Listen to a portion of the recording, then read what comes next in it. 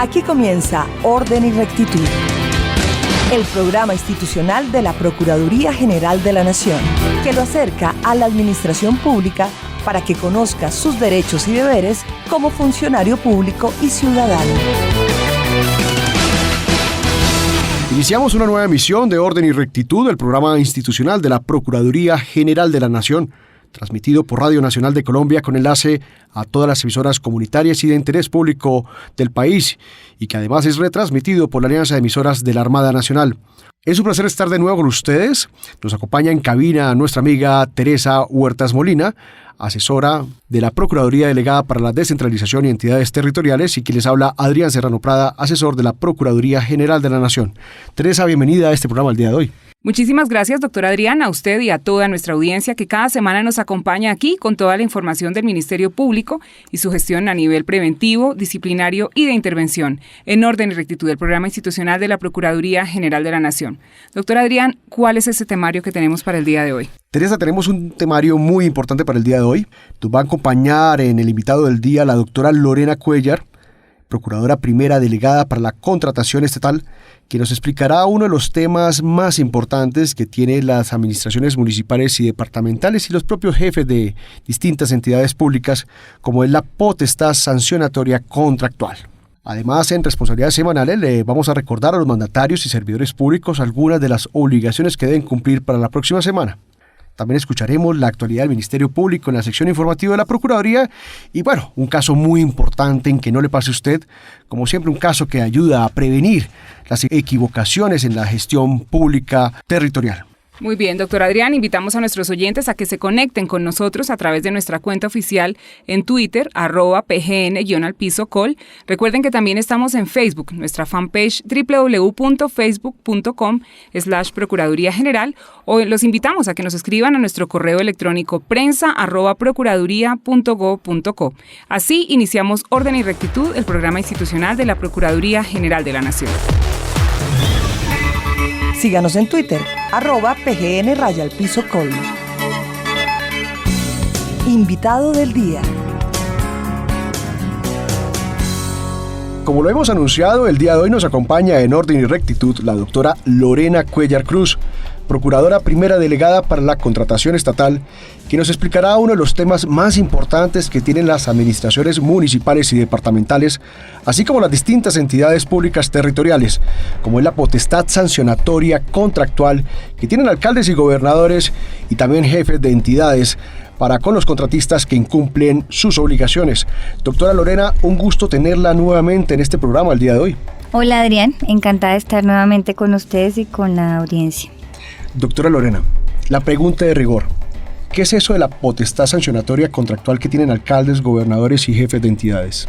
Bueno, la potestad sancionatoria obedece al derecho y al deber que tienen las entidades de controlar y vigilar la ejecución de los contratos que celebran en virtud de la naturaleza especial que tiene el contrato estatal, de ser un contrato reglado que busca el interés general y en el que pues se tienen que concretar los fines mismos de la contratación estatal.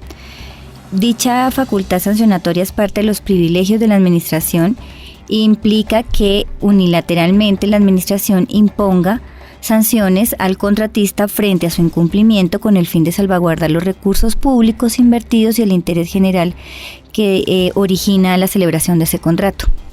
Doctora Lorena, ¿por qué es tan importante ejercerlo? ¿Por qué es tan importante llevarlo a cabo?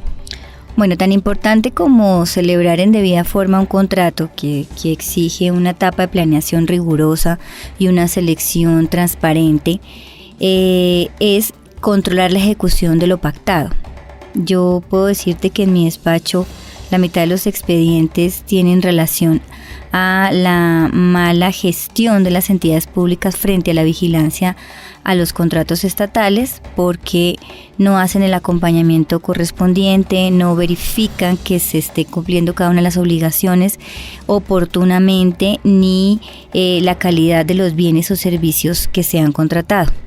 Entonces es súper importante en la medida en que estemos atentos a la ejecución del contrato y cuando percibamos que hay un incumplimiento en el marco del debido proceso, pues se adopten las medidas pertinentes para garantizar que ese contratista cumpla y que de no poder cumplir por determinadas circunstancias entre a salvaguardar el erario público y el cumplimiento de lo pactado el asegurador. Usted acaba de decir algo muy importante, doctora Lorena, porque permanentemente vemos en distintos territorios del país que contratistas demoran la ejecución de obras públicas. Las comunidades, obviamente cansadas de estas situaciones, acuden a los organismos de control, Procuraduría, Contraloría, para intervenir en estos asuntos.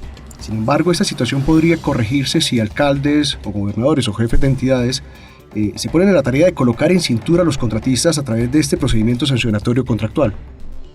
Sí, la ley ha traído, digamos, una normatividad específica respecto al debido proceso y ha establecido una audiencia a través del artículo 17 de la ley 1150 de 2007, que establece el debido proceso para todos los efectos de aplicar sanciones o de ejercer los poderes excepcionales de la entidad frente al contratista, específicamente frente a su incumplimiento. Hay diferentes tipos de sanciones y también diferentes tipos de medidas, digamos, para compelir a ese contratista al cumplimiento de lo pactado.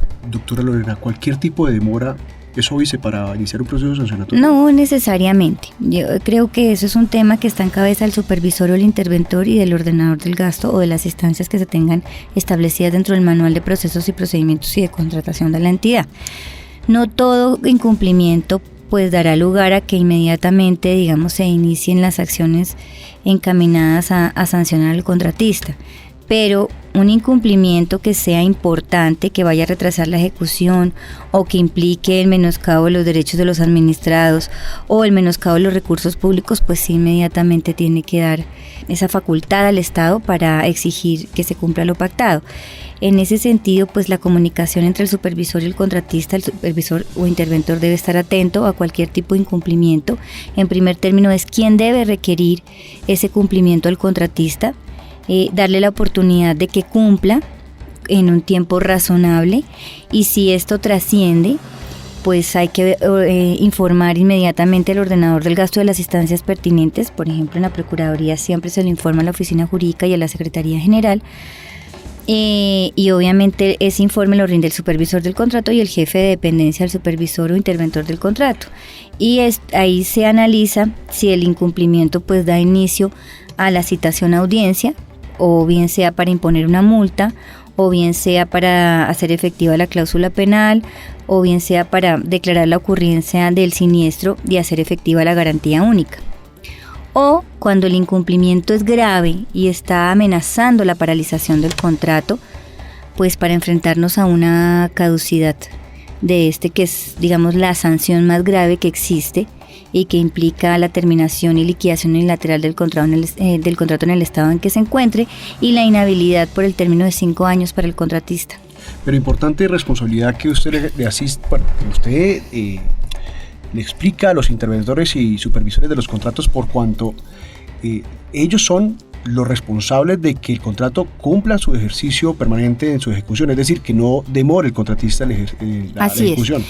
El supervisor interventor para efectos de la ejecución del contrato representan a la entidad y debe ser dentro de los manuales de contratación y de procesos y procedimientos y funciones que todos deben coincidir, muy claro cuáles son las responsabilidades, deberes, prohibiciones de los supervisores o interventores y cuáles son las instancias, por ejemplo, para que eleven consultas cuando tengan dudas frente a su accionar o para comunicar inmediatamente cualquier tipo de incumplimiento. Cuando yo fui ordenadora del gasto, la verdad, siempre citábamos audiencia.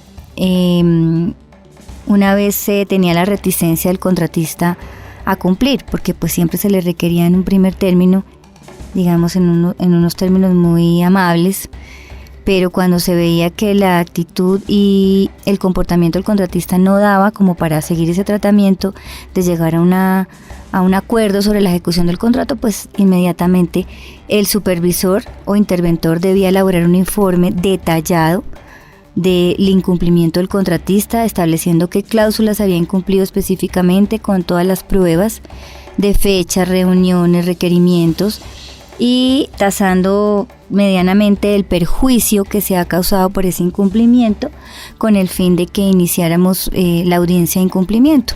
En dichas audiencias, hay que decirlo y hay que reconocerlo, pues era bastante dura frente a ese incumplimiento. Siempre se garantizaba el debido proceso y se buscaba pues a toda costa que el contrato se cumpliera en los términos de ley para evitar, porque igual a una entidad no le sirve, por ejemplo, una caducidad administrativa, debe aplicarla, pero es un ejercicio muy difícil porque va a implicar dejar un contrato a medio camino, perder los recursos, tener que volver a contratar, afectar el servicio. Entonces, con la caducidad y con ese incumplimiento grave que paralice el contrato, pues se afecta no solamente la entidad pública contratante, sino los ciudadanos, el contratista. Eso es un tema de pérdida y pérdida y pérdida. Doctora Lorena, usted hablaba del debido proceso. ¿Qué características entonces tiene este proceso sancionatorio contractual? Bueno, en primer término hay que decir que la jurisprudencia ha venido desarrollando el debido proceso en materia de las actuaciones administrativas contractuales. Y un logro fue la expedición de la ley 1150 de 2007, pues el artículo 17. Entre el decreto 222 y la ley 80 hubo un cambio sustancial porque en la ley 80 se eliminaron las multas y la cláusula penal, digamos, de la posibilidad, como se traía el 222, de que se impusieran y se hicieran efectivas por parte de la entidad. Así que en vigencia de la ley 80 netamente hubo un debate jurisprudencial. En primer término se había dicho que las entidades sí podían imponer unilateralmente y hacer efectivas las multas, y más o menos desde el 2009 cambió la jurisprudencia y se estableció que en vigencia neta de la ley 80, es decir, antes de entrar en vigencia la ley 1150, las entidades no podían imponer unilateralmente y hacer efectivas las multas, aunque se podían pactar, porque recordemos que las multas y la cláusula penal son cláusulas del derecho común que se pueden pactar entre contratante y contratista en el derecho privado. Pero digamos, la prerrogativa de la entidad de imponerlas directamente, no acudir al juez del contrato, de tasarlas como tal y de hacerlas efectivas, estuvo en entredicho en esa segunda etapa de la jurisprudencia. Por eso la ley 1150 con el artículo 17, que habla del debido proceso en las actuaciones administrativas sancionatorias del ejercicio contractual, superó ese debate y dejó claro que sí se podían imponer y hacer efectivas directamente las multas por parte de las entidades públicas, y le dio un efecto retrospectivo a la norma en la medida en que los contratos que estuvieran vigentes a la expedición de la ley 1150, en los que se hubiera pactado la multa y la cláusula penal con cobro directo de la entidad, se podía hacer efectiva ya en vigencia de la ley 1150 la aplicación de multas y cláusula penal pecuniaria. El procedimiento establece pues que haya una citación, una convocatoria al contratista a audiencia y de su garante, previo rendición de un informe por parte del supervisor o interventor en el que se detalle cuál es el incumplimiento, se establezca cuáles son las cláusulas incumplidas y las pruebas que existen de dicho incumplimiento, y que se debe poner de presente a la convocatoria al contratista y a su garante. En audiencia pública, pues le da la potestad al ordenador del gasto de dirigir dicha audiencia, indicándole en un inicio frente a qué tipo de actuación estamos. Hay que establecer que tenemos las multas, la declaración de incumplimiento para hacer efectiva la cláusula penal, la declaración de incumplimiento para hacer efectiva la garantía única. Las multas, en virtud de la expedición de la ley 1150 de 2007, cambiaron su naturaleza, digamos que había en el 222, de sancionatoria a una naturaleza conminatoria. Entonces la multa solamente se puede imponer mientras esté incumpliendo el contratista. Si el contratista en el trámite de la actuación administrativa de sanción cumple, hay que terminar el proceso en ese momento, porque la multa lo que busca es compelir el cumplimiento del contratista. Entonces, en ese sentido, pues hay que establecer muy claramente cuál es el incumplimiento. En la audiencia En audiencia pública se prevé toda la actuación, eso significa que hay que darle la palabra al contratista y a su garante, que se pueden solicitar pruebas y suspender para la práctica de pruebas o para atender algún asunto que sea trascendental para el procedimiento de imposición de multas, que se debe imponer la multa en audiencia y se entiende notificada en esta, y que se debe presentar, sustentar el recurso y resolver el recurso de reposición, que es el único que existe frente a los actos administrativos sancionatorios. Bueno, frente a todos los actos administrativos contractuales, el único recurso que existe es el de reposición, de acuerdo con la Ley 80/1993. Entonces, digamos, de mi experiencia personal en el ejercicio de dicho privilegio y de dicha responsabilidad, que es la posibilidad de coaccionar el cumplimiento del contratista, pues los informes de los supervisores interventores deben ser muy completos y muy claros. Es la entidad la que debe dirigir la actuación. Se pueden practicar las pruebas que sean oportunas, pertinentes y conducentes para desvirtuar o para probar ese cumplimiento. Hay casos muy famosos, tercera fase Transmilenio, habían, más de 50 procedimientos de multa iniciados sin ningún impuesto. Eso puede pasarle a una entidad pública que deje que el contratista y la aseguradora manipulen el procedimiento de imposición de sanción y que se queden en temas dilatorios y no se concluya eficientemente, o para cerrarlo porque se cumplió o para imponer la multa correspondiente. Las entidades fallan muchísimo en la tasación de perjuicios, entonces es una tarea muy importante de los supervisores interventores. Doctora Lorena, lastimosamente el tiempo es muy corto, pero me gustaría invitarla al siguiente programa con el único objetivo de poder explicarle a los oyentes paso a paso todo el procedimiento sancionatorio contractual, a fin de que mandatarios y jefes de entidades tengan conocimiento pleno de esa potestad sancionatoria contractual. Claro, con mucho gusto, Ariel. Bueno, escucharon ustedes a la doctora Lorena Cuellar, procuradora primera delegada para la contratación estatal. Seguimos en Orden y Rectitud, programa radial institucional de la Procuraduría General de la Nación.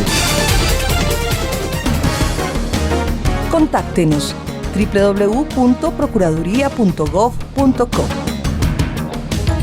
Responsabilidades semanales.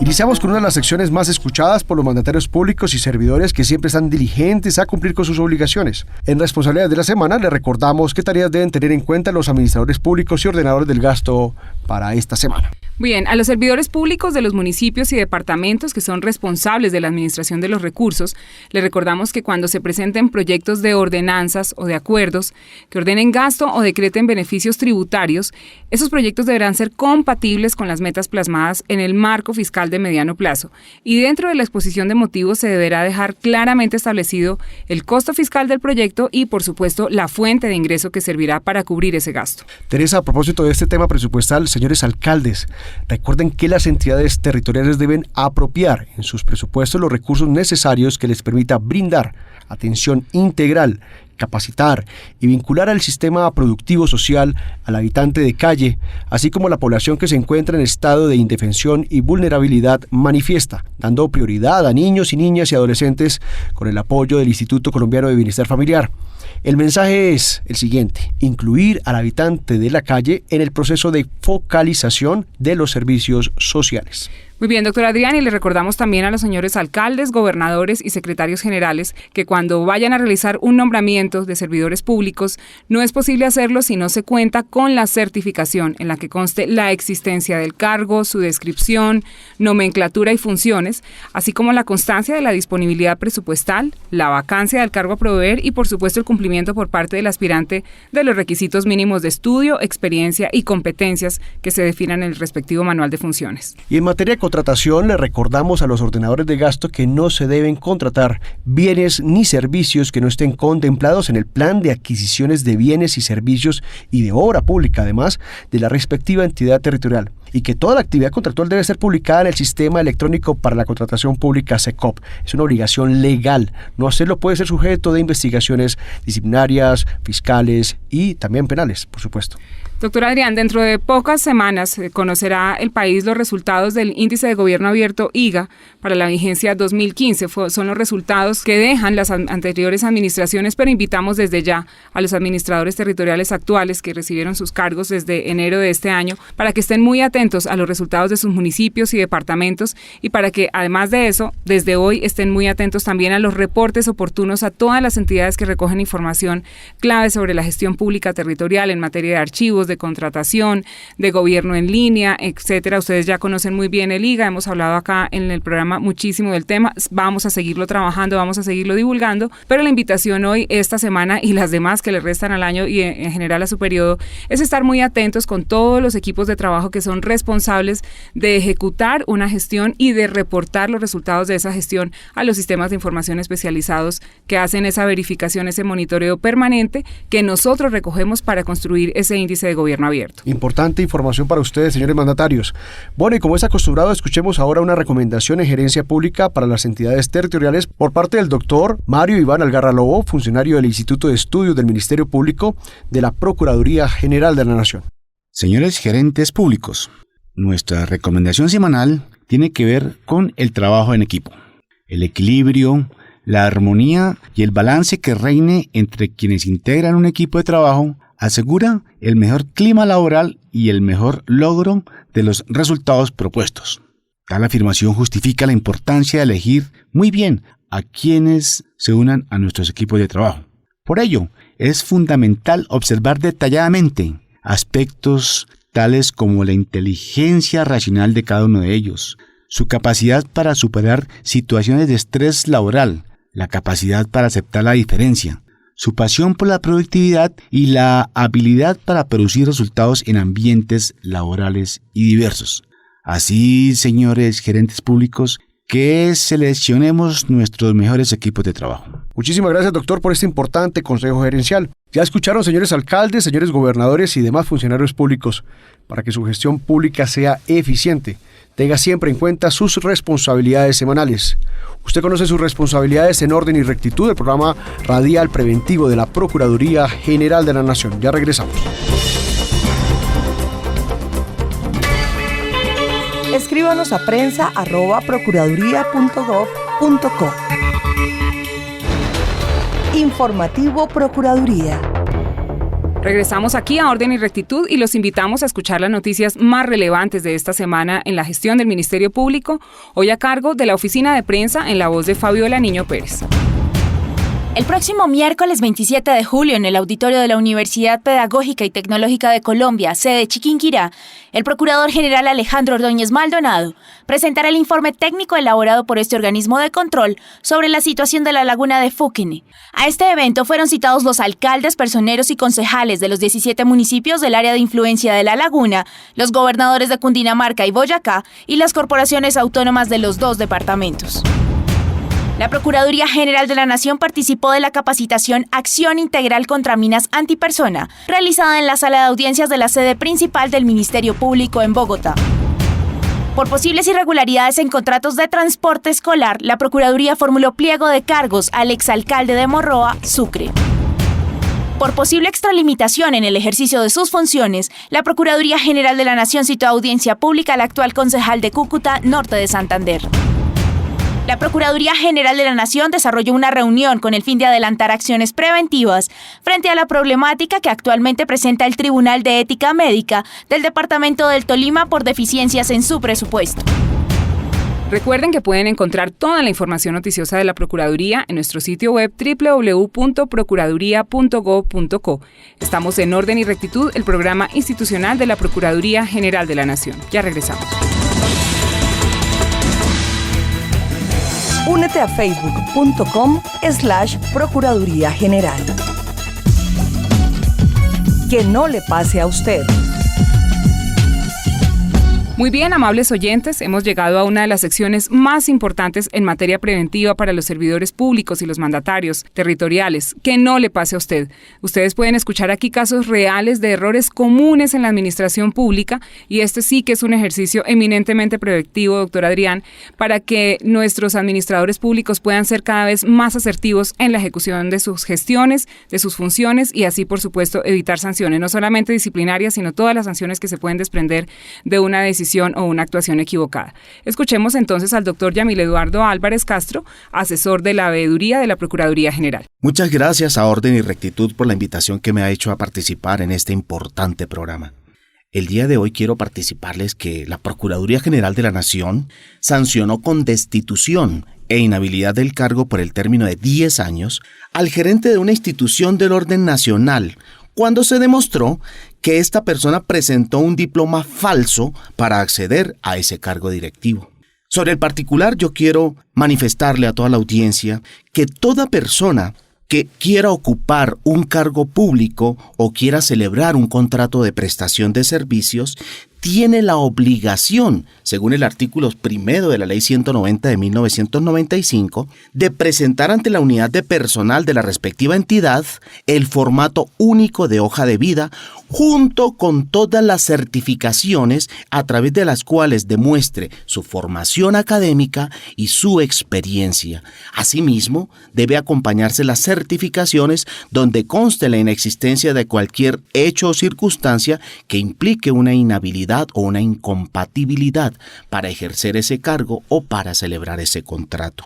Asimismo, a toda persona que aspire a ocupar un cargo público o a celebrar un contrato con el Estado, prevenirles que esa presentación de documentos falsos comporta no solamente una responsabilidad disciplinaria, como la que le incumbe a este gerente que fue destituido con inhabilidad de 10 años, sino además la posibilidad de ser investigado penalmente. Entonces, señor aspirante a ser funcionario del Estado, a contratar con el Estado, que no le pase a usted.